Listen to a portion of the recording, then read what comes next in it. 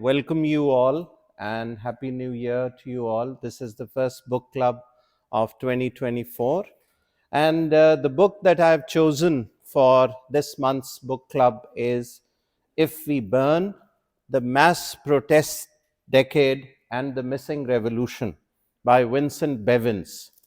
Now, the reason why I have chosen this book, or rather reasons, are a few.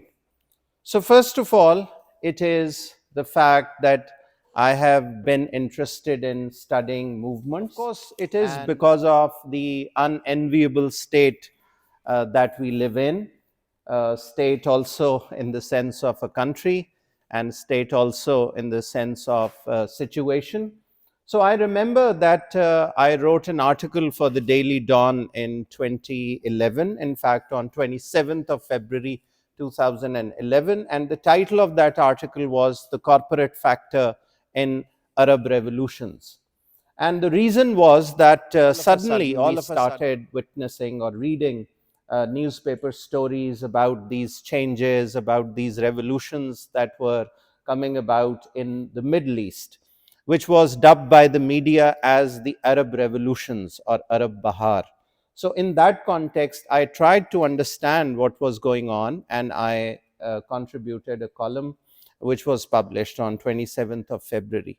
Apart from that, it was also my curiosity, particularly pertaining to politics, and politics in the sense of power, that how certain segments of society are empowered historically and structurally, and how, despite the fact that the masses hold a different opinion, still change is somehow, it is always suspended, or revolutions are always suspended.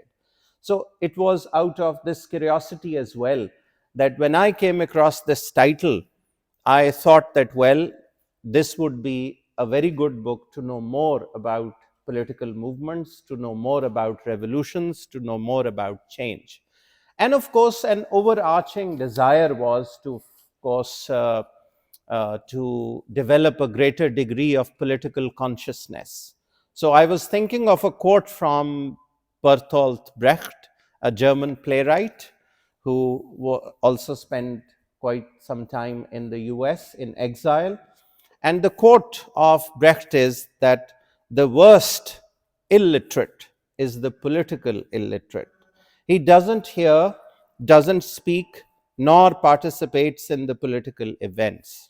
He does not know the cost of life, the price of bean, of the fish, of the flour, of the rent, of the shoes, and of the medicine. All depends on political decisions. The political illiterate is so stupid that he is proud and swells his chest saying that he hates politics. The imbecile doesn't know that from his political ignorance is born the prostitute, the abandoned child, and the worst thieves of all, the bad politician, corrupted and flunky of the national and multinational companies. So this desire to develop a greater degree of political consciousness, that how we all depend on the kind of system we live in, yet our daily grind, whether we are studying or whether we are doing a job or whether we are professionals, that somehow dissuades us from knowing more about politics. Now, in today's talk, first of all, I'll share with you a bit about information about the author, then a bit about the book, and then especially the insights that I got from a reading of this book. So this is what I would be doing today. Now, as far as the author is concerned, Vincent Bevins, he is a journalist. He was born in 1984.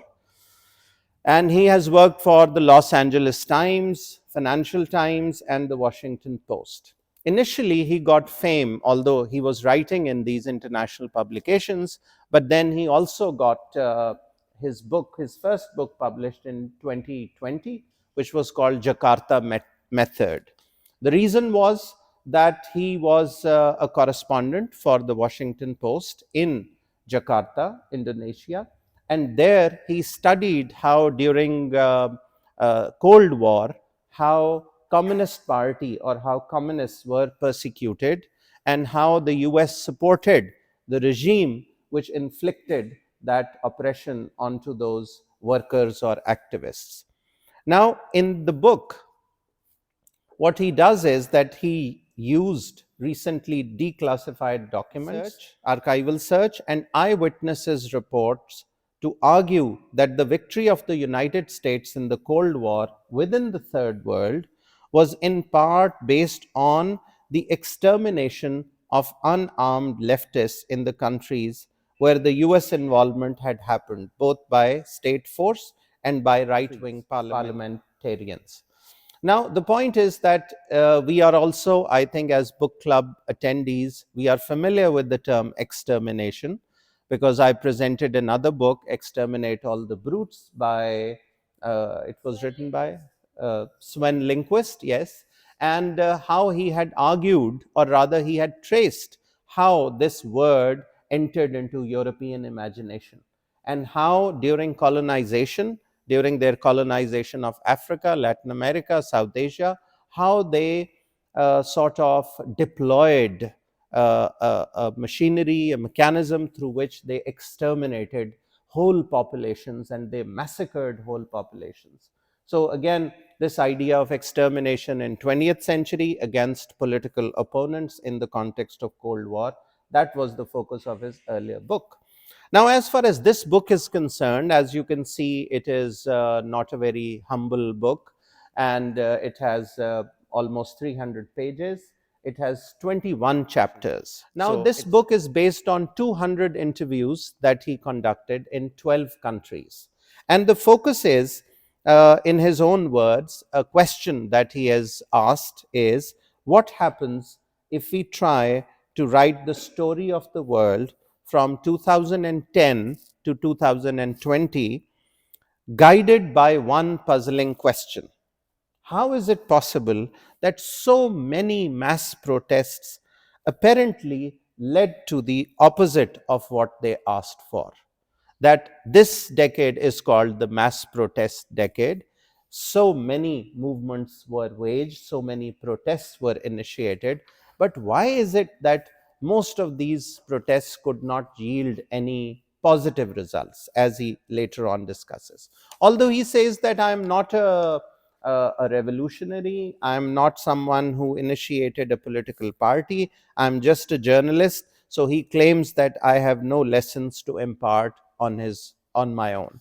But still, of course, when we read the book, he has some lessons to offer, although he, of course, for every lesson that he offers, he cites interviewees that he interviewed who were part of these protests in 10 countries at least.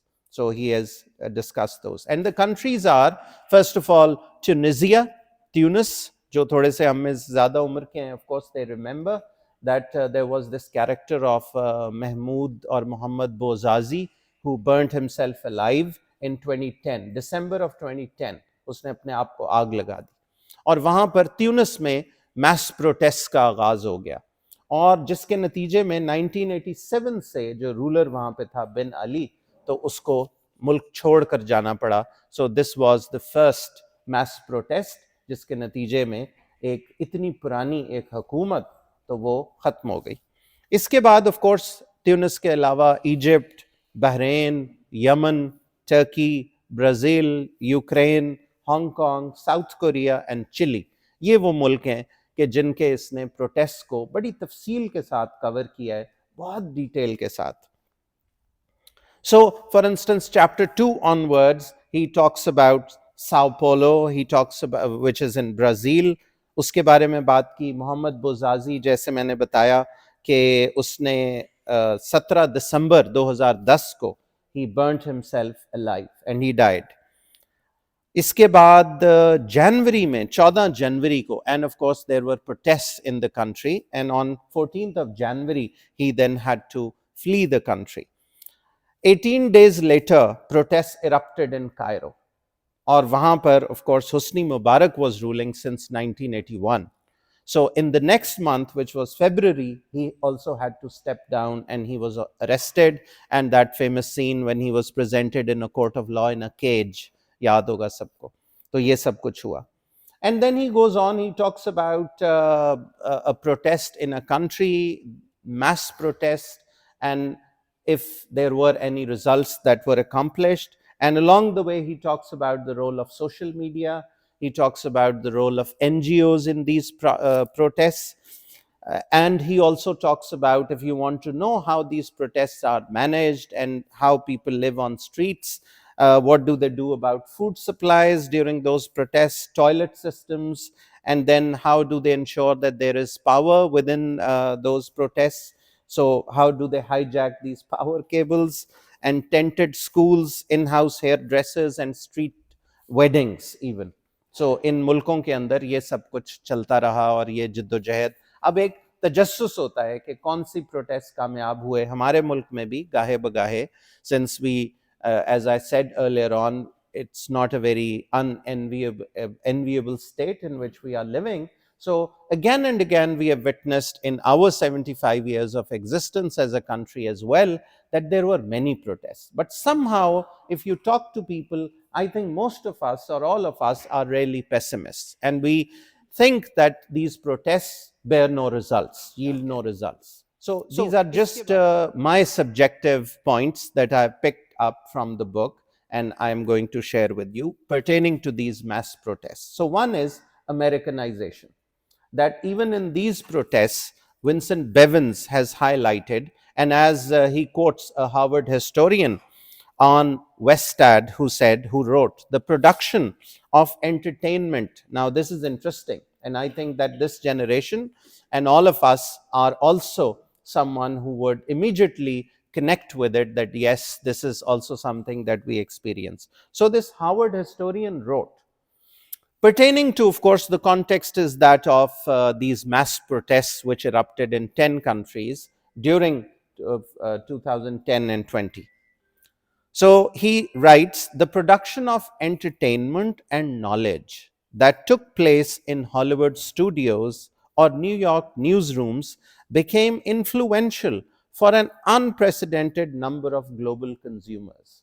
So ये जितने भी protests हैं, इनके अंदर भी गाहे बगाहे, again and again, you find, if you do a bit of a semiotic analysis, many slogans and the way these protests were organized, a lot of that was also coming from Western, even Hollywood movies, and also Western newsrooms in New York.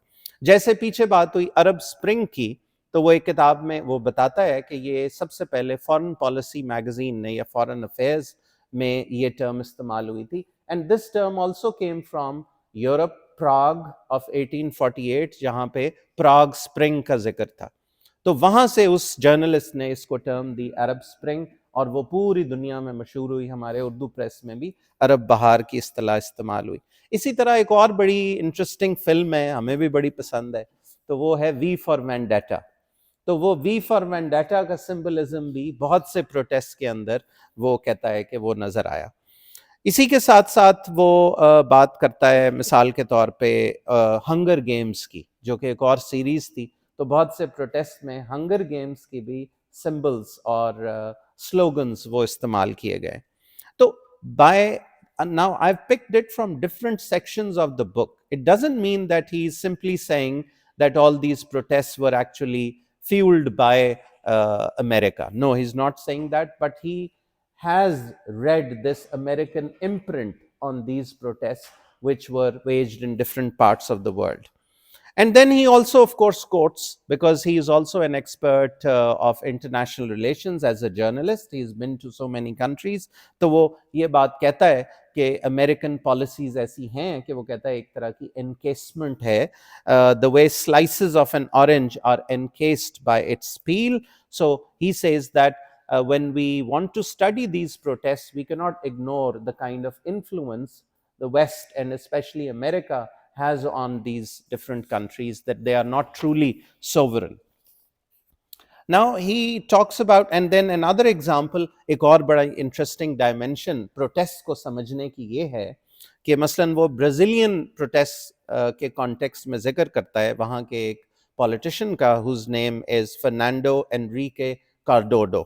So he says that he was a French sociologist. He was a professor and he worked in dependency theory. Dr. Ghalib साहब dependency theory में वो सारा तहकीक का काम करता रहा.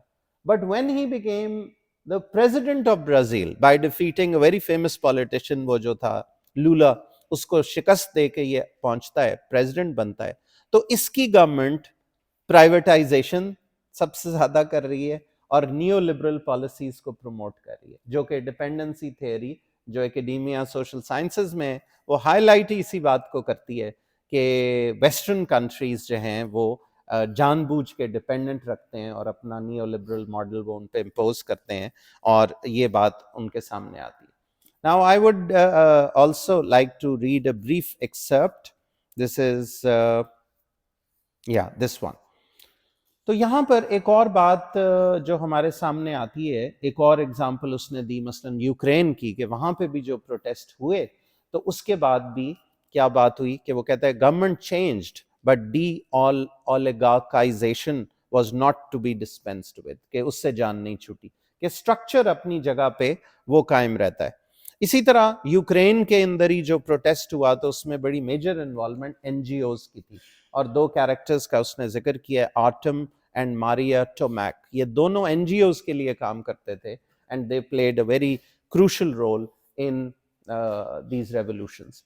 Another very important concern, और ये उस वक्त भी मुझे याद है जब उस जमाने में 2010 में ये प्रोटेस्ट चल रहे थे and we were reading in the media what's going on, तो उसमें तमाम प्रेस में एक और बात बड़ी टाउट की जाती थी कि these protests and these organizations are not hierarchical, कि ये hierarchical नहीं है बल्कि horizontalism है, सब रिप्रेजेंट कर रहे हैं, सब उसका हिस्सा हैं, कोई लीडर नहीं है, it's a leaderless movement.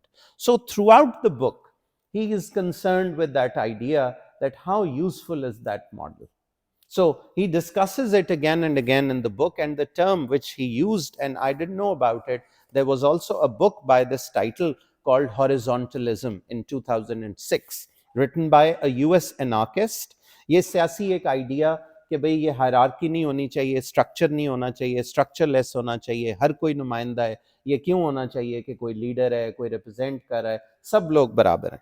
So he talks about that as well. And I got to know about a feminist scholar who had written an article with the title The Tyranny of Structurelessness, कि उसने उस वक्त ये highlight किया early 2000s में कि जो भी ये जो स्ट्रक्चरलेसनेस को टाउट किया जाता है किसी मूवमेंट में कि कोई लीडर नहीं है, कोई रिप्रेजेंटेटिव नहीं है, तो इसके नतीजे के अंदर भी कोई आप खातिर ख्वाह. तो Bevins himself is of the opinion, as I'll read a brief excerpt at the end, कि वो इसको भी क्रिटिसाइज कर रहा है कि ये कोई नतीजा खेज चीज साबित नहीं होती अगर स्ट्रक्चरलेस हो. मसलन अब ये जो फ्रीमैन का उसने लिखा है, जिसका ये मजमून है, the tyranny of structurelessness, and she writes, when a movement insists it has no leaders, they emerge anyway. When a movement insists it has no leaders, they emerge anyway, except there are no fair and transparent mechanisms to select or remove those leaders. Now, a bit about this horizontalism. And then another very interesting discussion, जिसके तनाजुर में मुझे मुन्नू भाई की नज़म भी याद आई और वो भी मैं मुख्तसर आपको सुनाता हूँ. तो ये जो ग्रीक वर्ड है डॉक्टर साहब, टीलॉस, इसका मतलब एंड है, एंड. ठीक, तो टेलियोलॉजी हम पढ़ते हैं जो ये कहती है कि हर चीज किसी न किसी मीनिंग पर इख्तिताम पजीर होती है. अब इस किताब में उसने ये बताया है कि जितनी भी ये 10 मुल्कों में प्रोटेस्ट का आगाज हुआ, हम भी देखते हैं अपने मुल्क में भी प्रोटेस्ट होते हैं, तो वहां जो पार्टिसिपेंट्स थे, they somehow believe that we just have to start something and somehow automatically things will move towards a positive end. तो इसको उसने तनकीद का निशाना बनाया और वो कह रहा है कि जो हमारे यानी कि जो नताइज हम देखते हैं and practically what has happened and how these movements have somehow unfurled, तो हमें ये नतीजा नहीं नजर आया, ये एक गलत अप्रोच थी. अब उसमें वो मार्टिन लूथर किंग को भी कोट करते हैं जिन्होंने जेल से खत लिखा था और उन्होंने वो कहता है this type of lazy thinking was criticized, and he attacked the strangely irrational notion that there is something in the very flow of time that will inevitably cure all ills.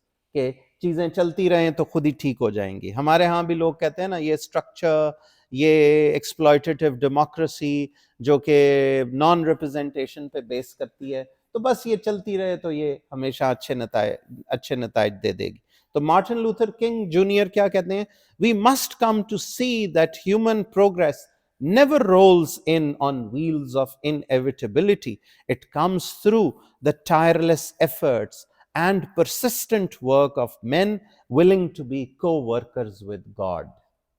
बड़ी खूबसूरत ये कोटेशन उन्होंने दी, और इसी जगह एक जगह पे लिखा. खैर आगे चलते हैं. अब हमारे शायर मरहूम मुन्नू भाई, उनकी ये नज़म सुनी होगी, कुछ ने नहीं सुनी तो मैं सुनाता हूं कि वो कहते हैं, की होया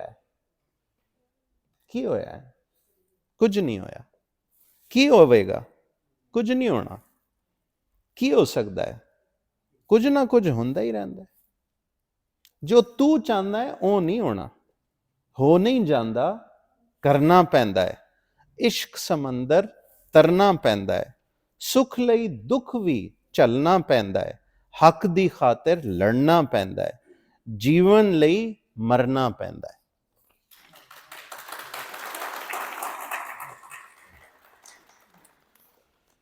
And my second last point for my talk is that throughout this book, then he also discusses this very crucial importance of media.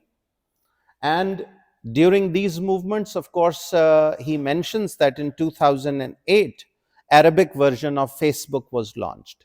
And within a year or so, or by that time, there were already 1/4 of Egyptians who were already using Facebook. So during that time, in all these movements, Facebook and Twitter played a very important role. So throughout the book, he talks about that. He also mentions how during the Bush administration, US State Department, in fact, promoted or taught and trained activists from all over the world how to use social media to bring about change. And that was precisely the topic of my article that I wrote for Dawn in 2011.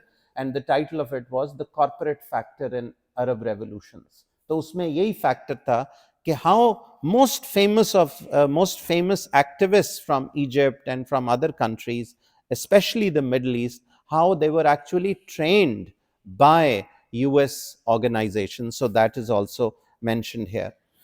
Now, apart from, so he says, अच्छा, इसी तरह हम एक conventional media पे एक point that regarding Brazil, और वहाँ पर जो movements चल रही थी, जहाँ पे बहुत साल Vincent Bevins रहा correspondent के तौर पे of Los Angeles Times. So he says that ये उसके लिए हैरानी की बात थी कि वो कहता है कि Dilma Rousseff had more, जो president थी elect हुई वहाँ पे, had more than 70% approval ratings. Yet not even a single major media in the country was willing to write in favor of her and her government. और भी बहुत से facts दिए हैं. So as Pakistanis in the present moment, I think all of us can very well understand what are the dynamics and how this mass media or traditional media outlets are owned by certain individuals and families. So they would then only present information which is suitable for them, for their profit maximization objectives, etc.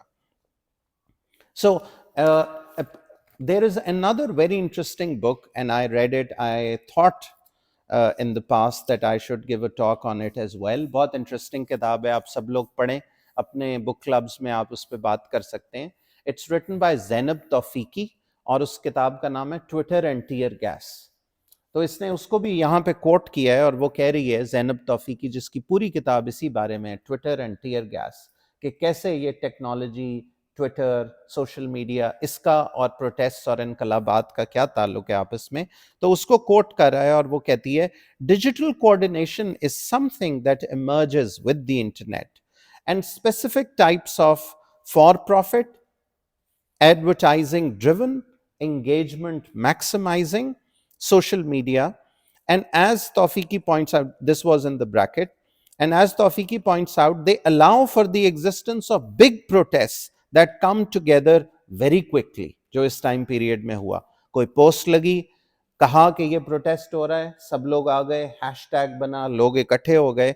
तो वो कह रही है कि protest that come together very quickly, so quickly perhaps that no one knows each other. People are trying to realize contradictory goals. कोई किसी मकसद से आया है, कोई किसी मकसद से आया है. And far after the initial energy fades, nothing remains. कि जब वो initial energy fade करती है तो उसके बाद पीछे कुछ भी नहीं बचता. And finally, the most important point that he emphasizes again and again is that of representation, which I have talked about.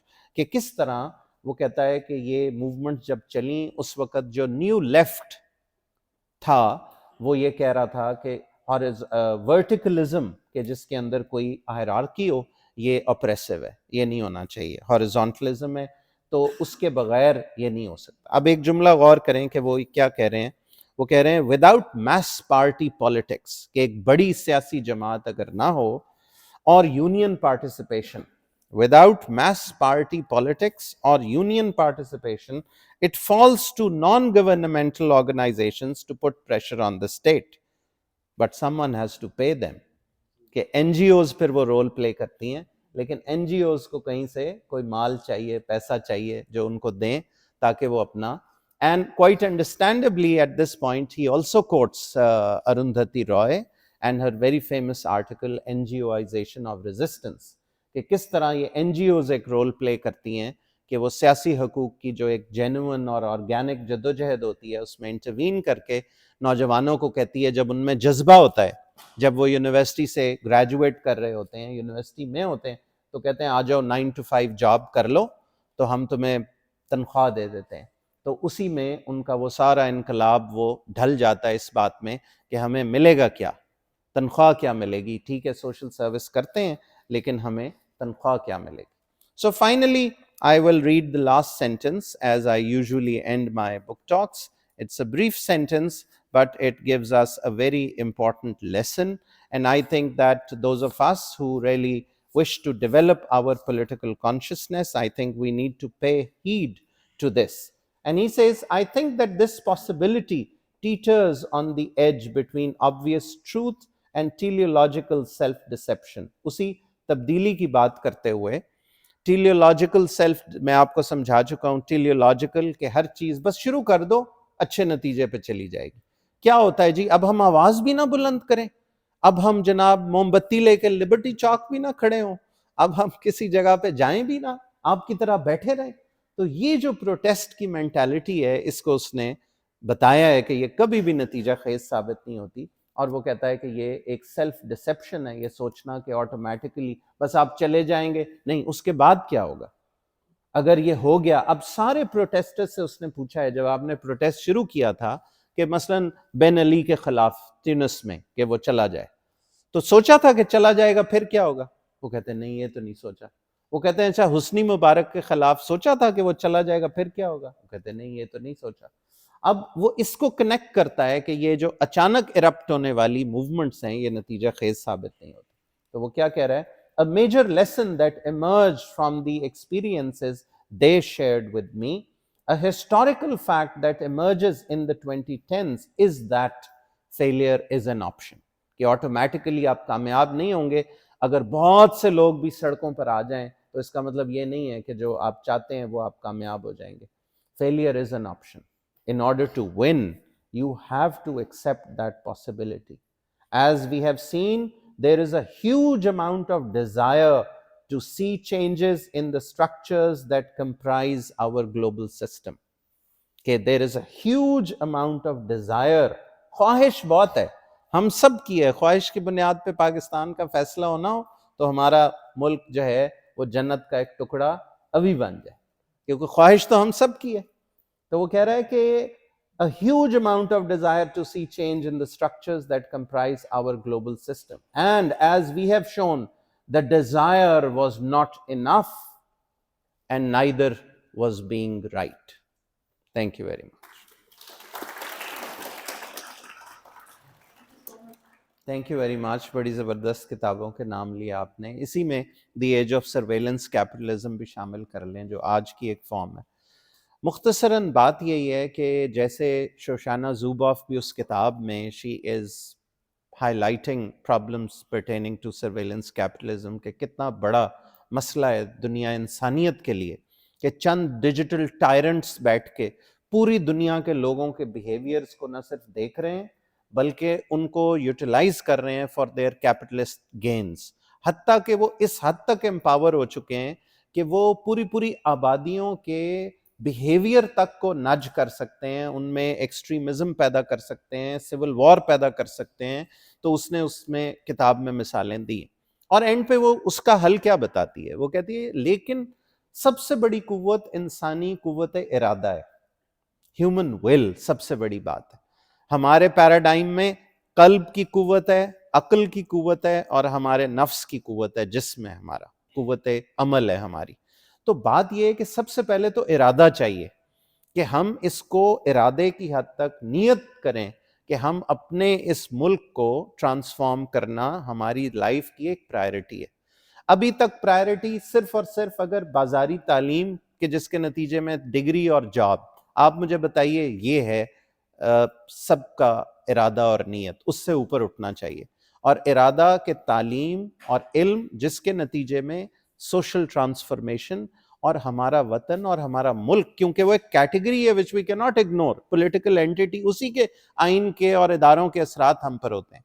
तो हम ये अगर इरादा बनाएं और नियत करें कि हम उसके नतीजे के अंदर हमारा इल्म वहां हमें कैसे मदद देगा, एक बात। फिर उसके मुताबिक हम मालूमात हासिल करें, हम मुतालिया करें, हम मुताले के नतीजे में कोलैबोरेशन करें, टीम वर्क करें, एक्टिविटीज ऐसी करें अपने यूनिवर्सिटी के दायरे में रहते हुए।